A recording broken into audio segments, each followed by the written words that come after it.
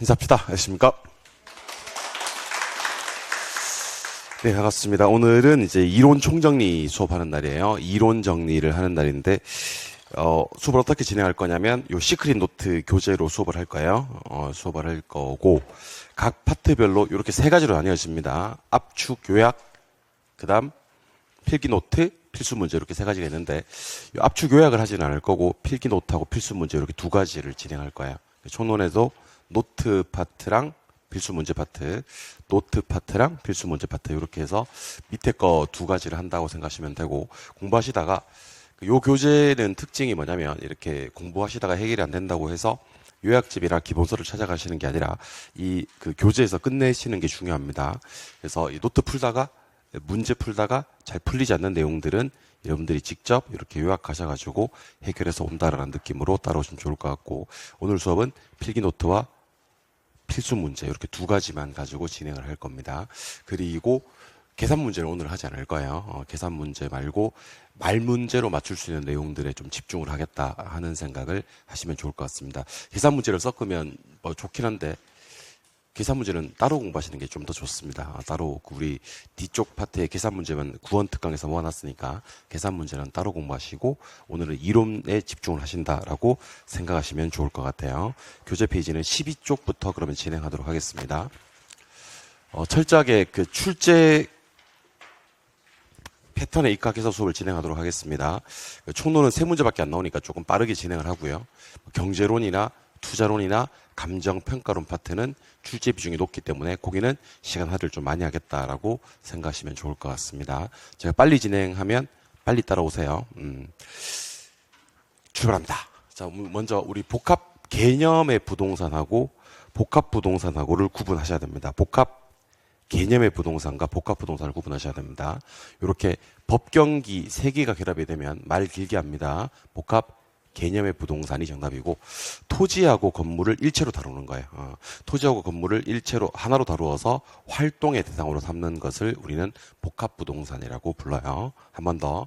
법경기 세 개 결합되면 말 길게 복합 개념의 부동산이고, 토지 건물 이렇게 두 개만 결합되면 말 짧게 복합 부동산 하는 거고, 복합 부동산은 법률상의 개념이 아닙니다. 법률적으로는 토지와 건물을 독립적으로 봐요. 활동할 때 토지와 건물을 하나로 다루는 경우가 있으니 우리 이것을 복합 부동산이라고 합니다. 요거 많이 안 나왔으니까 최근에 한번 나올 때가 됐습니다. 법률적 측면에서 2개, 경제적 측면에서 5개, 기술적 측면, 물리적 측면에서 4가지를 기억하셔야 됩니다. 법률적 측면은 협의 부동산과 광의 부동산 이렇게 하셔야 돼요. 2개. 협의, 광의 하면 법. 경제적 측면은 우리 많이 했었죠. 삼본생소상. 삼본생소상 하신 다음에 자산, 자본, 생산요소, 소비재, 상품 이렇게 하셔야 됩니다. 조심하실 점은 토지는 생산요소가 맞습니다만 소비재가 될 수 있나요? 그러면 얼마든지 될 수가 있다 이렇게 하시는 거예요. 기술적 개념은 공자, 위환, 위환. 그래서 협의 광의는 법률적 구분, 삼본생소상은 경제적 구분, 공자 위환은 기술적, 물리적 측면의 부동산이다 하시면 되고, 자로 시작하는 게 몇 개 있는데 3개 있는데 자산도 있고 자본도 있고 자연도 있습니다. 자산, 자본 이런 것들은 기술적 개념이 아니라 경제적 개념이었고, 자연 요런만 기술적, 물리적 개념이다 하시면 돼요. 근데 법경기를 3대 측면으로 분류할 때는 법경기지만 2대 측면으로 분류하기도 합니다. 법률적 측면은 무형적 측면입니다. 경제도 무형적 측면입니다. 물리적 측면만 유형적 측면입니다. 그래서 여러분들 기술적 측면의 동의어가 기술적 측면, 물리적 측면, 유형적 측면 이렇게 쓸 수 있다는 것도 알고 계셔야 됩니다. 유형은 기술 하나밖에 없습니다. 자, 5번에서 제일 중요한 글자. 5번에서 제일 중요한 글자는 여기 보면 포함한이라는 표현이 있습니다. 그 협의의 부동산 뭐하고 포함하고, 협의의 부동산 포함하고, 공시수단을 갖춘 독립된 거래 객체로 인정되는 것. 여기까지가 준부동산이에요. 공시수단을 갖춘 독립된 거래 객체로 인정되는 것이 준부동산입니다. 그러면 협의의 부동산 포함하고 준부동산이니까 이건 무슨 부동산? 광의부동산 해야 됩니다. 협의를 포함하고 준부동산을 얘기하는 거기 때문에 준부동산은 그러면 안 돼요. 이거는 광의부동산이고, 협의 광의로 구분하는 것은 법률적 구분이 됩니다. 토지는 이거 표현을 기억하셔야 됩니다. 뭐이긴 하지만 생산재이긴 하지만 관광지 같은 경우는 소비재가 될 수도 있다라는 것을 알고 계셔야 됩니다. 토지는 생산재지만 소비재 되는 경우 얼마든지 있다. 자, 두 개를 하나로 평가하는 걸 뭐라 그래요? 일괄평가라 그래요. 하나를 둘로 나누어서 평가하는 것을 가치를 구분한다 그러거든요. 근데 복합부동산은 뭐냐면 토지하고 건물 몇 개를 두 개를 하나로 처리하는 거거든요. 그래서 이거는 감정평가할 때 무슨 평가? 일괄평가를 합니다만은 복합 건물은 건물 하나에 주거 용도와 상업 용도를 가치를 달리하는 두 개로 나눠서 평가하는 거거든요. 이거는 감정평가할 때 구분 평가를 합니다. 그래서 복합 부동산은 무슨 평가? 일괄. 복합 건물은 대표적으로 어떤 복합 건물이 있냐면 주상 복합 건물이 있고 건물 하나에 주거 용도와 상업 용도는 가치를 달리할 거니까 구분 평가한다. 이렇게 얘기를 하시는 거예요. 계속합니다. 정착물은 토지 정착물과 동산을 구분하시는 겁니다. 토지 정착물과 동산을 구분하시는 겁니다. 담장, 국어, 자연식생, 단연생 식물, 경작 목적이 아닌 수목 이런 것들은 뭐 중?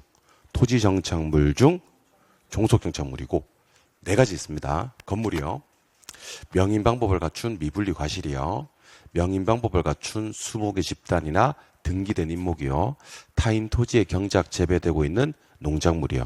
이런 놈들은 독립적인 정착물이 됩니다. 아예 동산으로 보는 것들이 있습니다. 이거 암기할 때 어떻게 암기하기로 했냐면 가수차. 가수가 타고 다니는 차는 동산이다. 가수차 동산, 가수차 동산 이렇게 얘기를 하셔야 됩니다. 공부를 하실 때 뭐를 구분하셔야 되냐면 토지 정착물 중 종속 정착물과 토지 정착물 중 독립 정착물과 아예 동산을 구분하셔야 됩니다. 오케이? 그럼 제가 물어볼게요. 건물은 토지 정착물이에요, 동산이에요? 토지 정착물이에요. 토지 정착물 중 독립 정착물이에요. 근데 임차인 정착물은 토지 정착물이 아니에요. 걔들은 그냥 동산이에요. 두 개만 더 할게요. 등기된 임목. 등기된 임목은 토지 정착물이 아니에요. 토지 정착물이에요. 토지 정착물 중 독립 정착물이에요. 근데 경작수확물.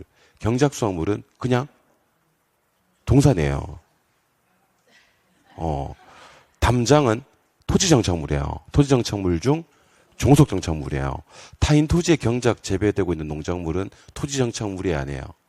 토지 정착물이에요. 토지 정착물 중 독립 정착물이에요. 그런데 임차인 정착물, 임차인 정착물은 그냥 동산이에요.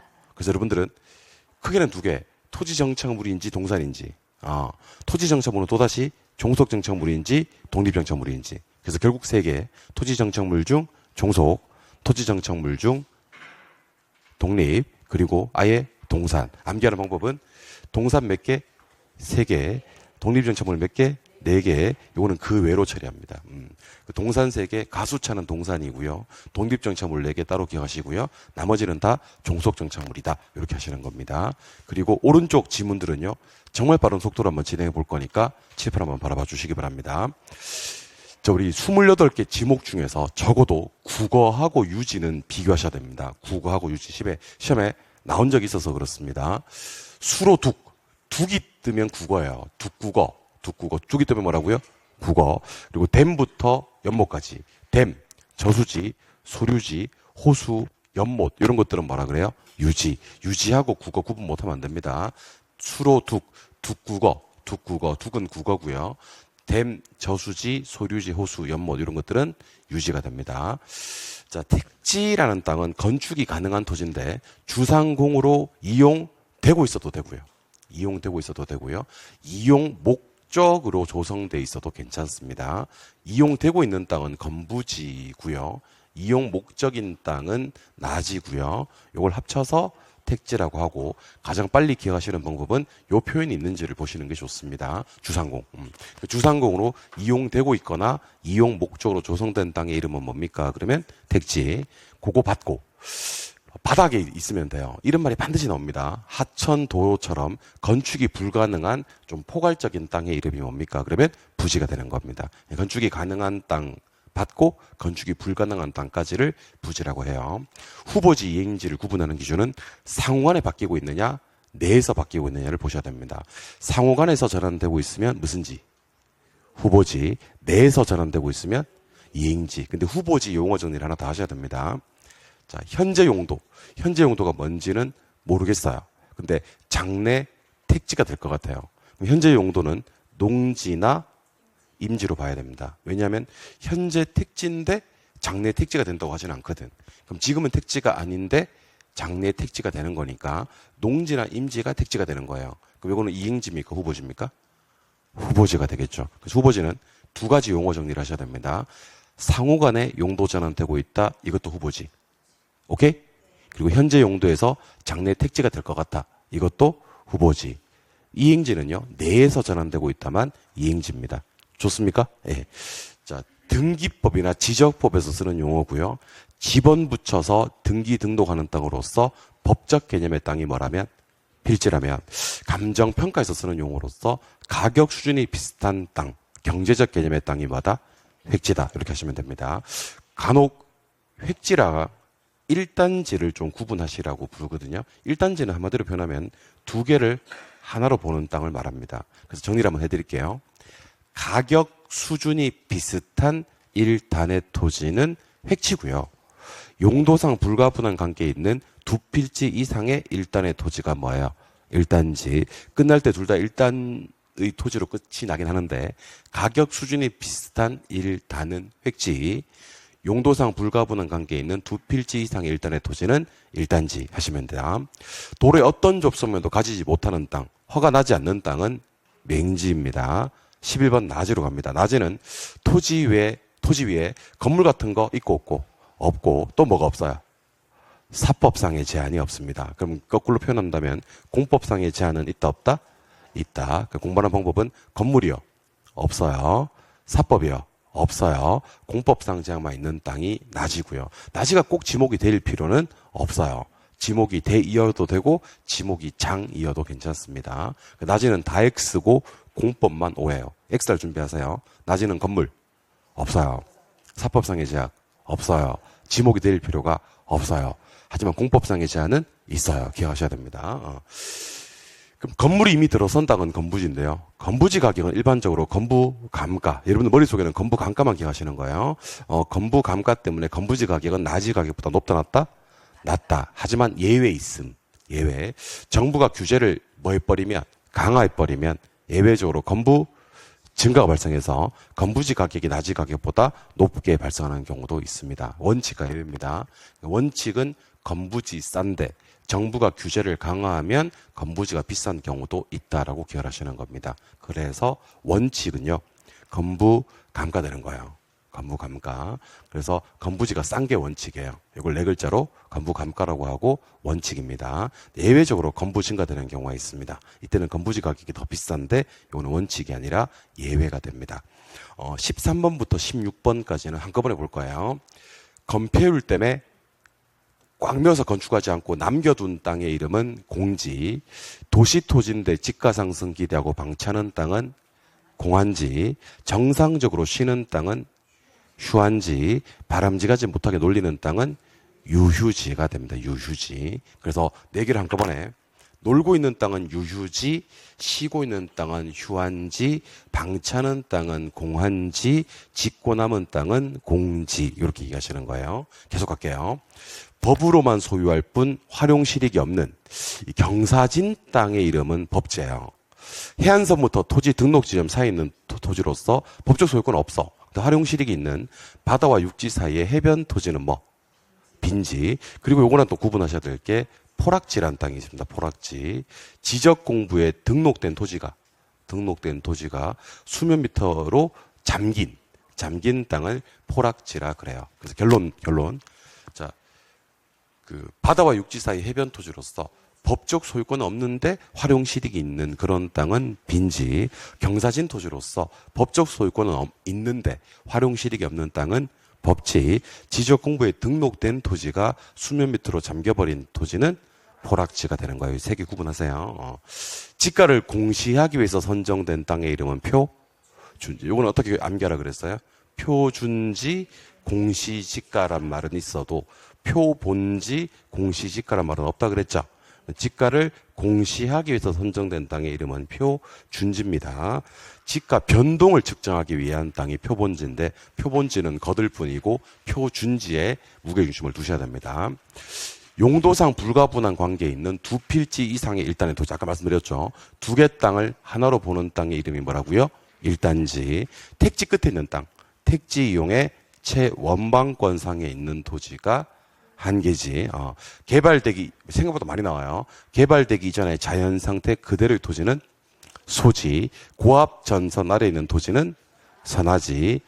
포락지는요, 지적 공부에 등록 되어 있어야 됩니다. 돼 있어야 됩니다. 지적 공부에 등록되지 않은 땅은 빈지밖에 없어요. 지적 공부에 등록된 토지가 수몇 미터로 잠겨버린 땅을 포락지라고 합니다.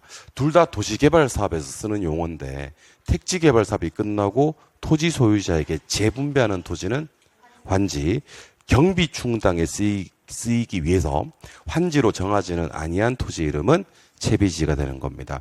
토지 용어는 알고 계시더라도 좀 속도적인 측면에서 높이기 위해서 이렇게 27개 지문을 꼭 한번 읽어주시고, 토지 용어는 시험장 가서 출제 가능성은 100%짜리고요. 반드시 맞춰야 되는 토지 용어고, 어떻게 보면 시험장 가서 제일 앞면에서 보실 수 있는 그런 문제들이니까 알고 계시더라도 조금 더 정확도를 높이기 위해서 여러 번 반복해서 봐주시기 바랍니다. 이번에는 주택입니다. 자, 지금 보는 주택은 건축법상의 분류인데 총 4개씩입니다. 주택은 무슨 주택이 있고 무슨 주택이 있냐면 단독주택이 있고 공동주택이 있는데 반드시 주관식으로 써보셔야 됩니다. 특히 공동주택을 먼저 쓰실게요.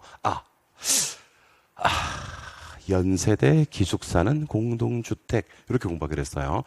연세대 기숙사는 공동주택. 아파트, 연립, 다세대 기숙사는 공동주택이고요. 이걸 제외한 단독, 다중, 다가구, 공간은 단독주택이 됩니다. 이 중에서 나중에 주택법상의 주택 그러면 단독주택에서는 누가 빠지고? 공간이 빠지고, 주택법상의 주택에서는 공동주택에서는 기숙사가 빠져요. 그래서 기숙사만 가지고 얘기를 해보죠. 기숙사는 건축법에서는 뭐지만? 주택이지만, 주택 중 무슨 주택? 공동주택이지만, 주택법에 가면 기숙사는 준주택으로 바꿔요. 주택이 아니라 준주택. 오케이? 그럼 기숙사는, 공간은 건축법령상은 무조건 주택이지만 주택법령상은 주택이 아니다라는 생각을 하셔야 되는 겁니다. 필요한 단어들 알려드릴게요. 아파트는 면적 관계없이 주택으로 쓰이는 층수가 몇 개 층 이상일 때? 5개 층 이상입니다. 5개 층 이상. 5라는 숫자는 아파트서만 나옵니다. 연립은 몇 개 층 이하이면서? 4개 층 이하이면서 얼마를? 660제곱미터를 초과한다. 그러니까 5라는 숫자는 어디서만 나오고? 아파트에서만 나오고, 초과라는 숫자는 어디서만 나온다? 연립에서만 나옵니다. 다세대는 몇 개 층 이하이면서? 4개 층 이하이면서 660제곱미터 이하입니다. 자, 그러면 4개 층 이하 660, 그러면 잠깐만, 4개 층 이하 660, 그러면 누구 아니면 누군데? 연립 아니면 다세대인데 660 초과하면 뭐고요? 연립. 이하는 다세대가 됩니다. 기숙사는 무슨 기숙사와 무슨 기숙사가 있는데? 일반 기숙사와 임대형 기숙사가 있는데 공통점이 있습니다. 공동치사라는 표현이 나옵니다. 공동치사 몇 퍼 이상? 50%. 공동치사 몇 퍼 이상? 50%. 근데 일반 기숙사는 플레이스, 장소와 person, 사람이 나옵니다. 장소는 두 군데, 어디? 학교 또는 공장. 사람은 딱 두 사람, 누구요? 학생 또는 종업원. 이런 말이 나오면서 공동치사 50% 이상은 일반 기숙사고요. 임대형 기숙사는요, 임대 목적으로 제공하는 실이 몇 실 이상이냐가 중요합니다. 몇 실이요? 20실. 그래서 공부하실 때는 2 이렇게 암기합니다. 20실이면 이임대형 기숙사 이렇게 기억하십니다. 그래서 결국 학교 공장, 학생 종업원, 공동치사 50%는 일반 기숙사.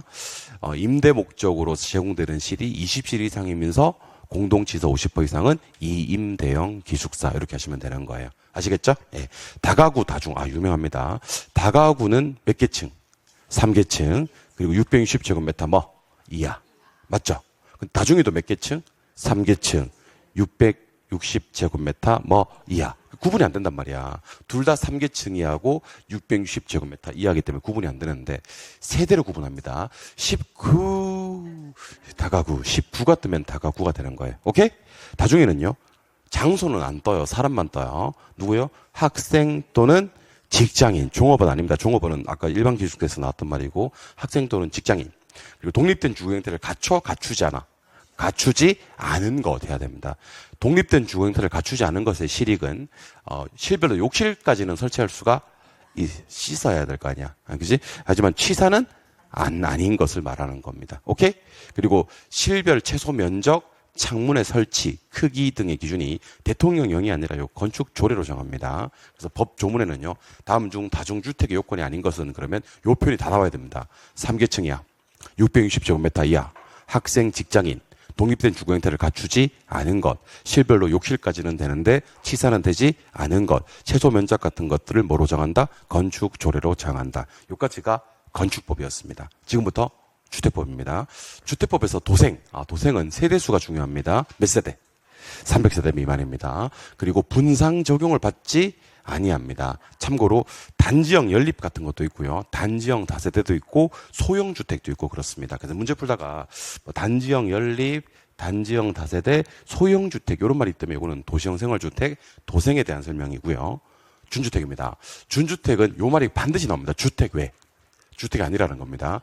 주택 외의 건축물과 그 부속 토지로서 주거시설로 이용이 가능한 4가지 있습니다. 기호단호, 기숙사, 오피스텔, 다중생활시설, 노인복지주택 같은 것들을 준주택이라고 합니다. 준주택. 세대 구분형 공동주택. 요거 이번 4월 6일 날 있었던 감정평가사 시험에 나왔었는데 이렇게 나왔습니다. 세대 구분형 공동주택은 세대를 구분해서 생활은 어때요? 그러면 가능해요. 오케이? 근데 생활은 가능하지만 구분 소유는 할 수가 없는 거다. 문제 어떻게 나오냐면 생활도 가능하고 구분 소유할 수도 있는 것이 세대 구분형 공동주택이다. 그러면 X가 되는 거예요. 이해하셨죠? 네. 그리고 혹시 몰라서 뒤에 가면 우리가 주택연금에 대해서 공부를 하실 거란 말이에요. 그때 준주택이 한 번 더 등장을 합니다. 주택연금의 대상이 되는 건 딱 4개예요. 공시가격 12억 이하의 일단 주택이 되겠죠? 좋아요? 그리고 준주택 중에서 무슨 주택이요? 노인복지주택 됩니다. 그리고 복합이란 말이 뜨면 제목이 무슨 연금이라서 주택연금이라서 복합 용도의 용도가 나오면 주택으로 쓰이는 면적이 얼마 이상일 때만 2분의 1 이상일 때만 주택연금의 대상이 되는 것으로 보고요. 마지막으로 오피스텔도 되긴 되는데 절반만 돼요. 무슨 오피스텔? 주거용 오피스텔. 그래서 절대로 업무용 오피스텔 해서는 안 된다라는 생각을 하시면서 공부하실 때는요. 주택연금은 일단 누구랑 주택이랑 준주택 중에서 1.5개 노인주택은 다 되고 그다음에 주거용 오피스텔만 가능하다라고 생각하시면 되고 복합용도는 면적을 기준으로 해서 절반 이상이면 주택연금의 대상이 된다라는 것도 알고 계시면 좋을 것 같습니다. 요거 아직도 암기 안 되신 분들은 지금 암기를 끝내시는 게 좋아요. 한국 표준산업 분류에 따른 부동산업의 분류입니다. 부동산업은요. 임대공급업과 관련 서비스업이 있습니다. 한 번 더. 무슨 업과? 공급업과 관련 서비스업. 그리고 임대공급업은 몇 개? 2개. 관련 서비스업도 2개. 그러니까 2개를 여러분들은 2개를 4개로 구분할 수 있어야 되고 4개를 11개로 구분할 수 있어야 됩니다. 자, 먼저 2개를 4개로부터 구분 한번 해보죠. 임대공급업에는 뭐가 있냐면 개공이 있습니다. 관련 서비스업은 관, 중자감이 있습니다. 좋아요? 임은 뭐요? 주거, 비주거, 기타 임대업이고요. 개공은요?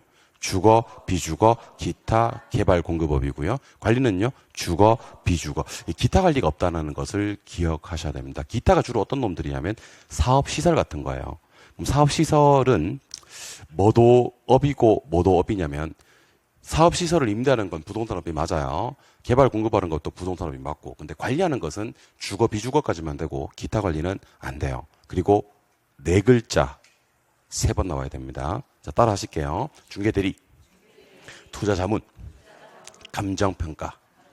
그래서 제가 11개짜리만 물어볼 거니까 다시 한번 정리를 하면 부동산업에는요. 주거, 비주거, 기타 임대업 됩니까? 주거, 비주거, 기타 개발 공급업 됩니까? 네. 주거, 비주거, 관리. 지금 여기까지 몇 개 있어요? 8개 있잖아요. 그리고 중개대리, 투자자문, 감정평가. 이렇게 11개를 주관식으로 얘기할 수 있어야 됩니다. 이번에는 부동산의 특성. 자, 부동산 때문에 벌어지는 일 쭉 한번 읽어보시면 됩니다. 시장이 국지화됩니다. 그리고 부분 시장. 그리고 속해 있는 것과 속해 있지 않는 게 중요하거든요. 부동산이 움직이지 않기 때문에. 인근 지역과 유사 지역의 구분, 외부 효과, 지역 분석. 근데 방금 소개해드렸던 외부 효과와 지역 분석은 부동산과도 관련이 있지만 하나 더 굳이 추가해보라 그러면 무슨 성? 인접성. 이런 게 하나 더 있어요.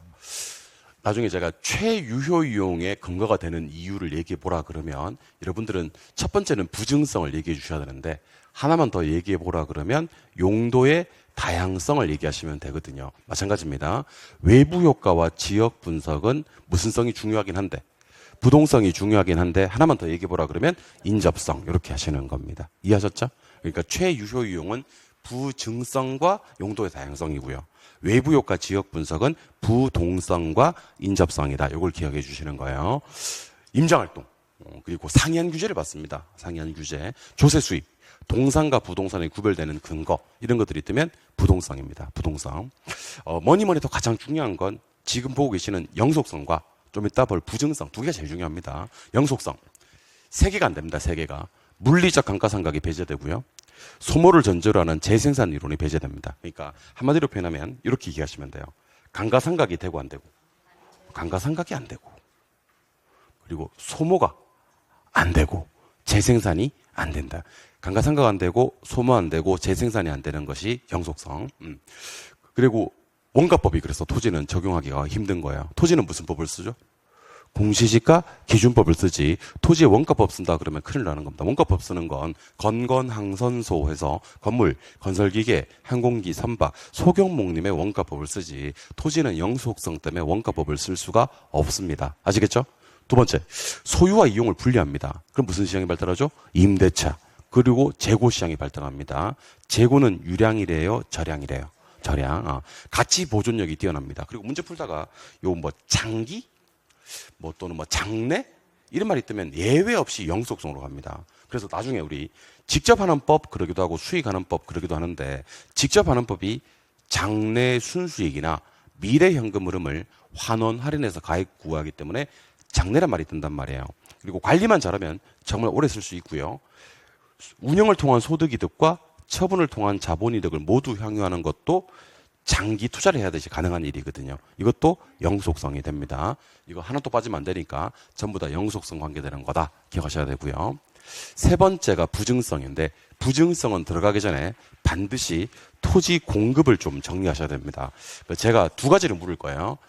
토지는 공급이 돼요 안 돼요 라고 물을 때가 있을 거고 잠깐만요. 그 다음에 부동산 투자회사 리츠라고 알고 계십니까? 리츠라는 회사가 현물 출자가 돼요 안 돼요 이렇게 물을 거예요. 여러분들은 저한테 토지 공급은 된다 그래도 틀리고 안 된다 그래도 틀려요. 현물 출자는 된다 그래도 틀리고 안 된다 그래도 틀려요. 상황을 만드셔야 됩니다. 토지의 공급은 물리적 공급은 불가능합니다. 무슨 공급은? 물리적 공급은 불가능. 절대로 안 됩니다. 무슨 성 때문에? 부증성 때문에. 예외는 있어요 없어요?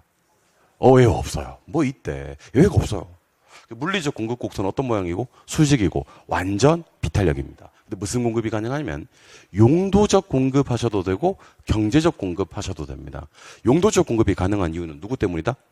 용도의 다양성. 그래서 부증성 때문에 용도적 공급이 가능하다 그래도 틀려요.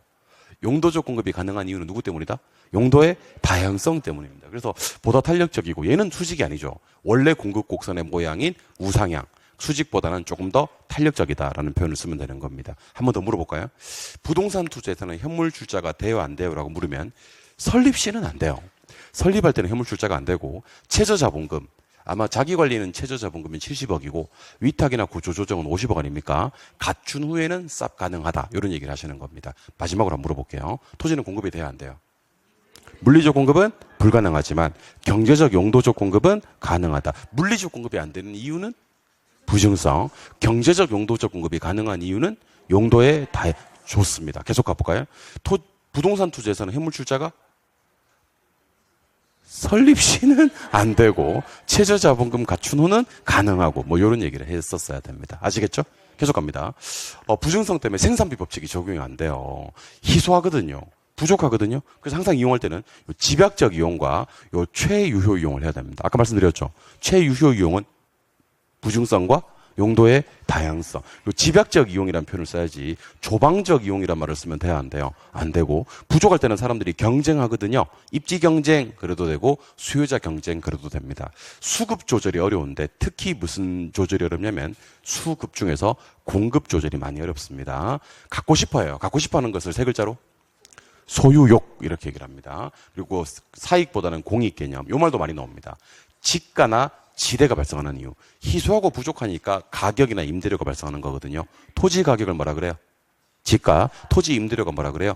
지대. 이런 표현도 진짜 많이 나오니까 지가 지대가 발생하는 이유, 소유욕이 생기는 이유, 그다음에 집약적 이용을 해야 되는 이유, 희소하거나 부족하게 만드는 이유, 경쟁하게 만드는 이유. 그럼 전부 다 부증성 때문이라는 것도 알고 계셔야 되는 겁니다. 아시겠죠? 이번에는 개별성. 개별성 대체를 못하게 해요. 그래서 일몰일가의 법칙이 적용이 불가능하고 부동산 시장은 절대로 완전 경쟁 시장이 아니라 불완전 경쟁 시장이 됩니다. 표준지 선정이 어렵고요. 개별 분석을 해야 되는 이유가 됩니다. 그리고 독점화됩니다. 독점화. 그래서 조심하셔야 될 건 독점화되는 것은 무슨 성 때문이냐면 개별성 때문인데 독점 소유욕이 생기는 이유는 부증성 때문이에요. 독점 소유욕에서는 소유욕이 중요하고요. 독점화는 예 아니면 안 돼라는 뜻이기 때문에 개별성입니다. 자꾸 어렵다고 하시면 돼요. 원리 이론 도출 어렵고요. 비교 어렵고요. 거래가 비공개됩니다. 상품이 비표준화됩니다. 시장이 비조직화됩니다. 우리는 이것을 3B라고 하고 B가 빠지면 틀린 말이 됩니다. 요거 개별성 때문입니다. 정보 수집이 곤란하고요. 가치 추계가 곤란합니다. 자, 부동산은 물건마다도 가격이 다르고 지역마다도 가격이 다르거든요. 물건마다 가격이 다른 이유는 무슨 성 때문이다? 개별성 때문입니다. 지역마다 가격이 다른 이유는 부동성 때문입니다. 물건마다 가격이 다르다는 표현은 어떻게 표현합니까? 개별화, 독점화, 개별 분석. 이거는 개별성입니다. 지역마다 가격이 다르다는 표현 어떻게 표현합니까? 지역화, 국지화, 지역 분석은 부동성입니다. 그 느낌이 어떤 느낌이냐면 개별이 뜨면 개별성이고요. 지역이 뜨면 부동성이에요. 다시 지역이 뜨면 무슨 성이고 부동성이고 개별이 뜨면 무슨 성이다? 개별성. 이렇게 지역마다 가격이 다른 걸 뭐라 부르고? 국제화라 부르고 물건마다 가격이 다른 것을 뭐라 부른다? 독점화라고 얘기를 한다라고 이해하시면 좋을 것 같습니다. 아시겠죠? 예. 용도의 다양성은 다 했어요, 앞에서. 아까 부동산을 이용할 때는 무슨 이용해야 되는데? 최유효 이용해야 되는데 얘는 무슨 성 때문이기도 하고 부증성 때문이기도 하고 용도의 다양성 때문이기도 하다. 토지는 공급이 돼야 안 돼요.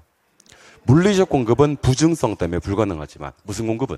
경제적 공급, 용도적 공급은 용도의 다양성 때문에 가능한 겁니다. 그럼 경제적 공급의 대표적인 예시가 후보지와 이행지인데 후보지를 전환이라 그래요. 이행지를 이행이라고 하고요. 그래서 이행과 전환이 발생하는 것도 용도의 다양성 때문입니다. 이행과 전환. 네 글자로는 용도 전환이라는 표현을 쓰고 경제적 공급 곡선은 우상향합니다. 시험장 들어가기 전에 요 표 정답 가려놓고 한 번만 더 무슨 성과 관련이 있는지 확인하시면 되고 뒤에 것들은 안 보셔도 좋습니다. 대신에 저랑 문제를 몇 개만 좀 풀고 갈 거냐면 문제를 5개를 좀 풀고 가겠습니다. 시크릿 필수 문제. 자, 1번. 문제 어렵죠. 한국표준산업분류상 부동산업의 분류체계 또는 세부 예시에 속하는 것으로만 묶은 것을 찾아라 그랬습니다. 자, 여러분들 일단 이 문제는 느낌이 딱 왔죠. 부동산업을 알아야 되는 거 아닙니까? 그죠? 결국에 몇 개를 물은 거냐면 얘는요. 11개짜리를 물은 거예요.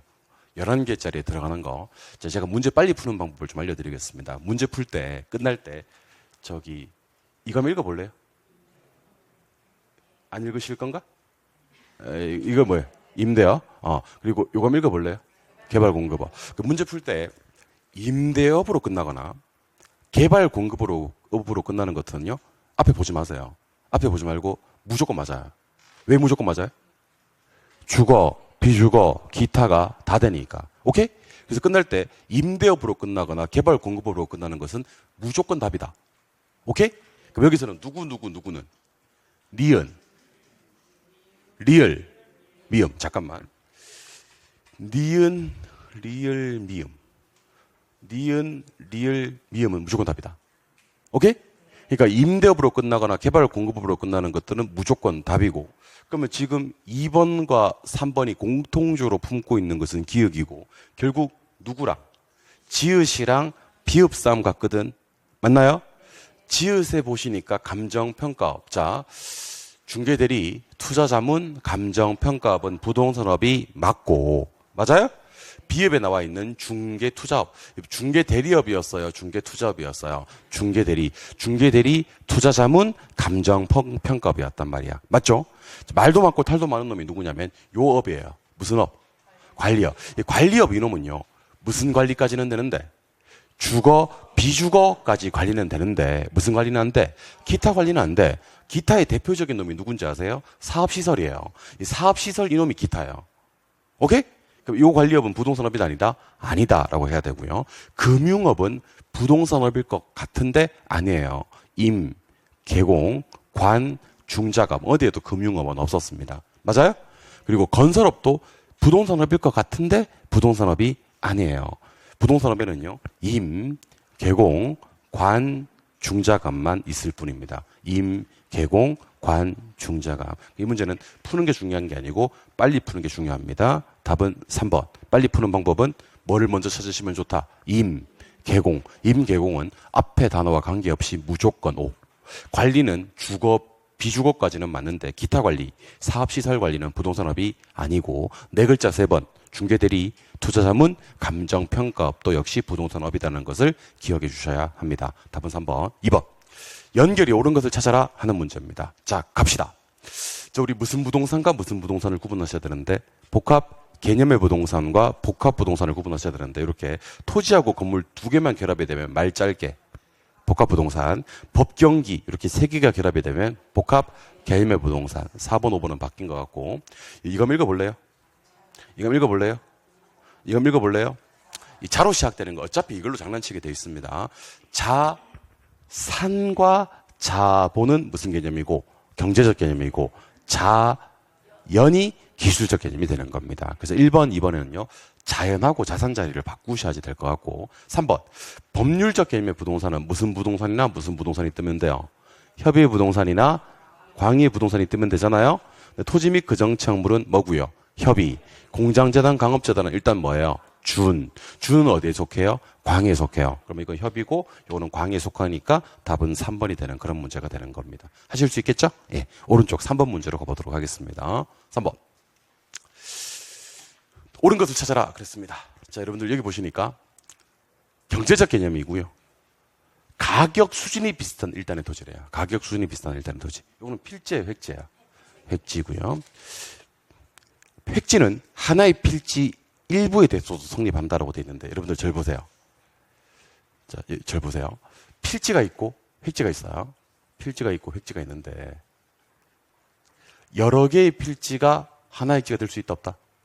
있고 한 필지가 여러 개의 획지가 될 수 있고 한 필지마다 한 획지가 성립할 수도 있어요. 그래서 필지 획지는요. 여러 개가 하나 될 수도 있고 한 개가 여러 개 될 수도 있고 한 개가 하나 될 수도 있기 때문에 필지가 획지의 일부를 구성할 수 있습니까? 구성할 수 있습니다.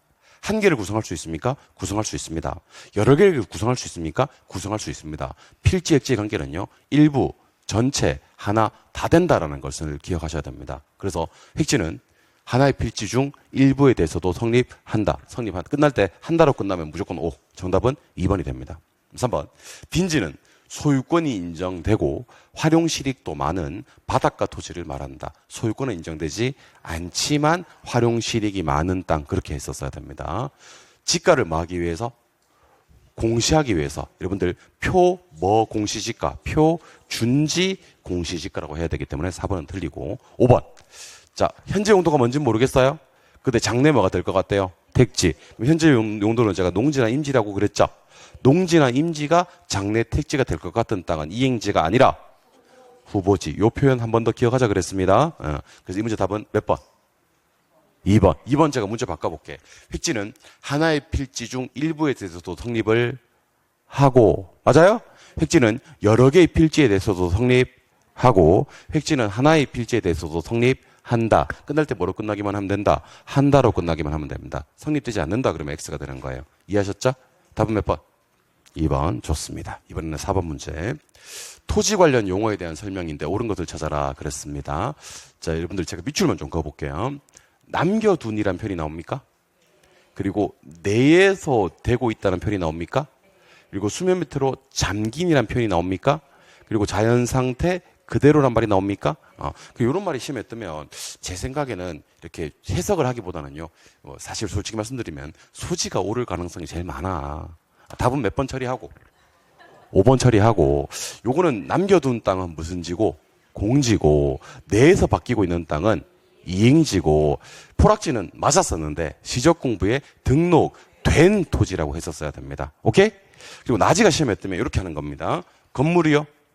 X, 사법상의 제약 X, 공법상의 제약은 이게 중요하거든. 그래서 나지는 토지에 정착물 없고 좋았는데 공법상 및 사법상 제약이 없는 그러면 안 된다는 얘기입니다. 누구를 삭제해야 되면 공법상을 삭제하셔야 돼요. 그러니까 나지는 뭐 위에 토지 위에 정착물 없고 뭐만 사법상의 제약만 없는 토지다라고 했었어야 되는 겁니다. 공법상 제약은 없으니까 있으니까 마지막 5번 문제로 가도록 하겠습니다. 자, 눈을 좀 크게 뜨세요. 다음 파생 현상을 모두 발생시키는 토지 특성을 올바르게 묶은 것을 찾아라 그랬습니다. 이게 뭐 끝났어요. 소모가 안 된대요. 그다음에 자본이익과 운용이익을 다 발생시킬 수가 있고요. 관리 잘하면 오래 쓸 수 있나 봐요. 무슨 성? 영속성. 집약적으로 이용을 해야 되나 봐요. 공급 조절이 좀 어렵나 봐요. 갖고 싶어 하나 봐요. 이거는 무슨 성? 부증성. 세 번째 가면 답 나옵니다. 임장활동해야 되고요. 외부 효과 발생하고요. 국지화되는 것은 무슨 성?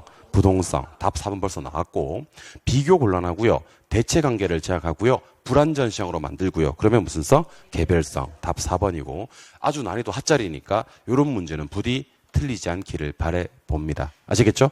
여기까지가 총론이었습니다. 총론은 이 정도 이론 공부하시면 충분하고 더 공부할 이유도 없는 거예요. 경제론 빨리 넘어가겠습니다. 35쪽입니다.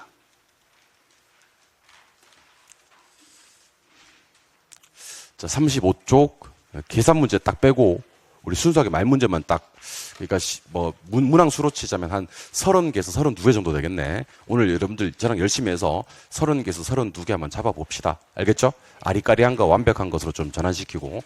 수요의 정의입니다. 교재 32쪽입니다. 35쪽입니다. 35쪽 펴셨어요? 수요의 정의는 생각보다 수요의 정의를 모르시는 분들이 많으세요. 수요란 구매의사와 뭐가 있는, 구매력이 있는 수요자가 하고자 하는 최대 수량을 얘기하는 겁니다. 구매한 거 얘기하는 거 아닙니다. 공급량도 똑같습니다. 주어진 가격 중에서 공급자가 공급하고자 하는 최대 수량입니다. 뭐 최대 수량은 큰 실익은 없고 그냥 판매하고자 하는 최대 수량, 구매하고자 하는 최대 수량 중요한데, 여기서는 최근에는 뭐가 중요하냐면 이 사전적 개념이라는 게 중요합니다. 무슨 개념? 사전적. 그러니까 실제로 구매한, 판매한 그러면 틀리고요. 판매하고자 하는, 구매하고자 하는, 그러니까 사기 전, 팔기 전이라는 것을 반드시 기억하셔야 됩니다. 수요량은 실제로 구매한 양이고 공급량은 실제로 판매한 양이다 그러면 틀린다고요. 구매하고자 하는, 판매하고자 하는, 요게 핵심입니다. 계속 갑니다. 수요 법칙, 여러분들 가격이 상승하면 수요량은 뭐하고요? 감소하고요. 생각보다 잘 못해 이거. 가격이 하락하면 수요량은 증가되는 걸 네 글자로 수요 법칙. 가격이 상승하면 공급량은 증가되고요. 가격이 하락하면 공급량은 감소되는 것을 네 글자로 무슨 법칙? 공급 법칙. 그래서 PQ가 요래 움직이는 건 수요 법칙이고요. PQ가 요래 움직이는 건 공급 법칙입니다. 요건 무슨 법칙이라고요? 수요 법칙. 요거요? 공급 법칙. 쉬운 말로 비싸면 안 사고, 싸면 사고, 수요 법칙. 돈 되면 팔고, 돈 안 되면 안 팔고, 공급 법칙입니다. 요거 대답 못하는 사람 많아요. 가격이 상승하면 수요량 감소, 가격이 하락하면 수요량 증가, 가격이 상승하면 공급량 증가, 가격이 하락하면 공급량 감소. 대답 못하시는 분들은 반성하셔야 됩니다. 계속 갑니다. 자, 유량과 저량입니다. 유량은 일정 기간에 영어로 플로우입니다. 오케이? 저량은 일정 시점, 영어로 스톡입니다. 누가 변동하면? 저량이 변동하면 뭐가 된다? 유량이 된다. 그래서 우리 왜 저량이 이런 것들 있다 그랬잖아. 저량에 제자가 보통 단인. 제자가 보통 단인 알고 계세요? 한번 해보자. 제, 고, 자, 산, 가, 치, 보급률, 통화량, 단기, 인구. 이런 것들 싹 다 뭔데?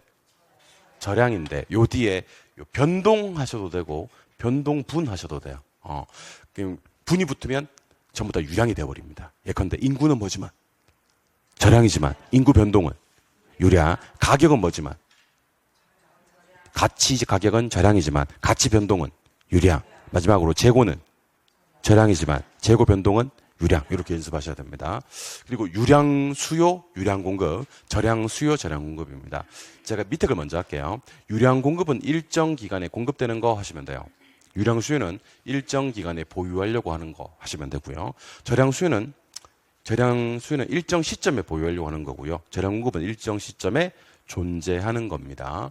그래서 절량 공급은 일정 시점에 공급되는 것이 아니라 일정 시점에 많은 거라는 것만 존재하는 것이라는 것만 따로 기억을 한번 해보시기 바랍니다. 제가 요거 다 하진 않고 첫 번째 줄만 해드릴 테니까 여러분들 절 보고 대답하세요. 요거 제자가 보통 달인 맞아요, 안 맞아요? 그러면 절량. 요거 제자가 보통 달인이 아니죠. 그럼 뭐예요? 유량. 요거 제자가 보통 달인이 맞아요, 안 맞아요? 맞죠? 그럼 이거는 절량. 요거는 제자가 보통 달인이 아니죠. 그러면 유량. 이런 식으로 빨리빨리 단어들 보고 유량재랑 유량재랑 이렇게 판단할 수 있어야 됩니다. 이거는 여러분들이 한번 연습해 보셔도 되겠죠? 예.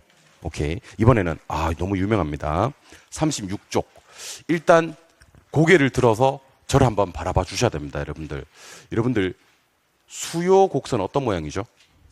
우하향이죠. 근데 이거 따라해 보세요. 따라 하실 건가요? 하향, 상향.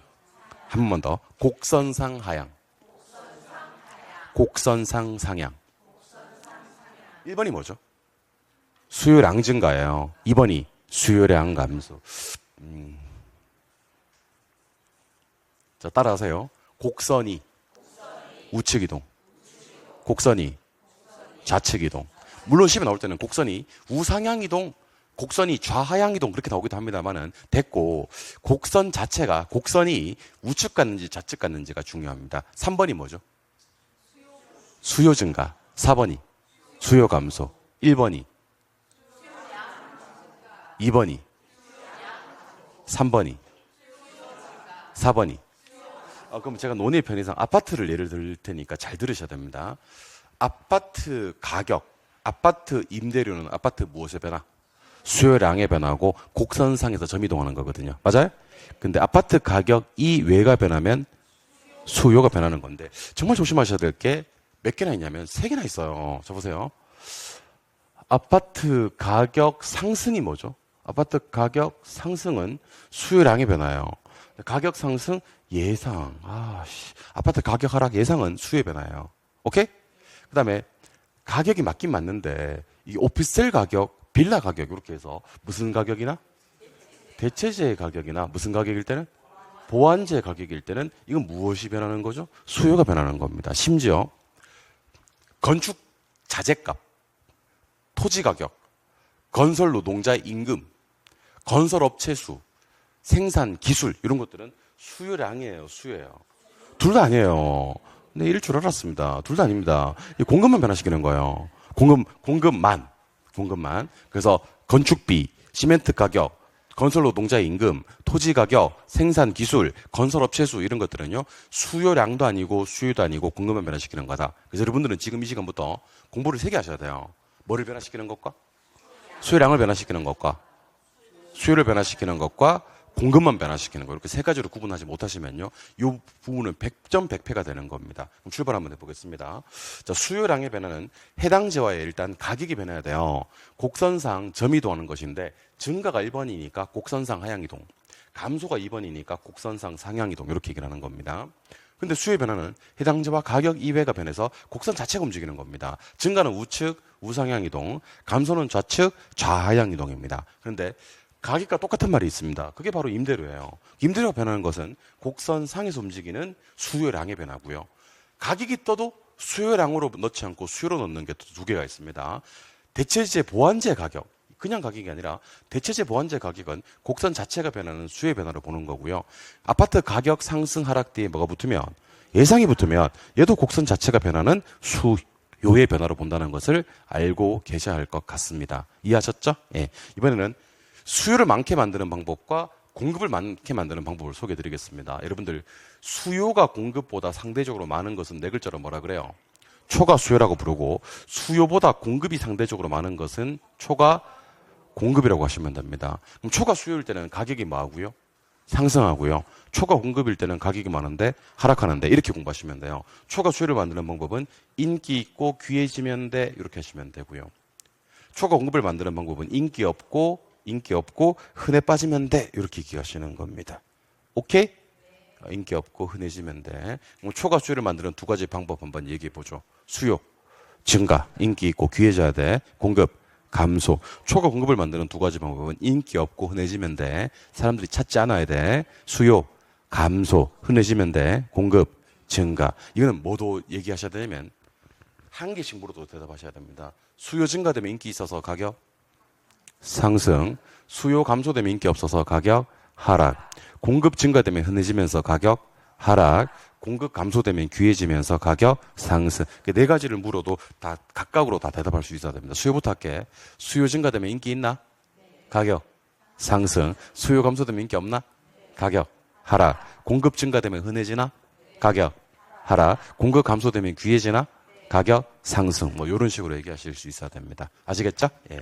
그다음에 수의 소득 탄력성과 기초 탄력성은요. 조금만 쉬셨다가 들어가도록 하겠습니다. 이런 식으로 지문 정리도 다 하는 거 아니야. 지문 정리도 제가 봤을 때 시험에 나올 만한 거 위주로 좀 정리를 하고 그다음에 문제 필수 점검 문제 풀고 나면요. 이론은 확실하게 여러분들이 오늘 정리 다 해 가신다라고 생각하시면 좋을 것 같습니다. 아시겠죠? 예, 좀 쉬겠습니다.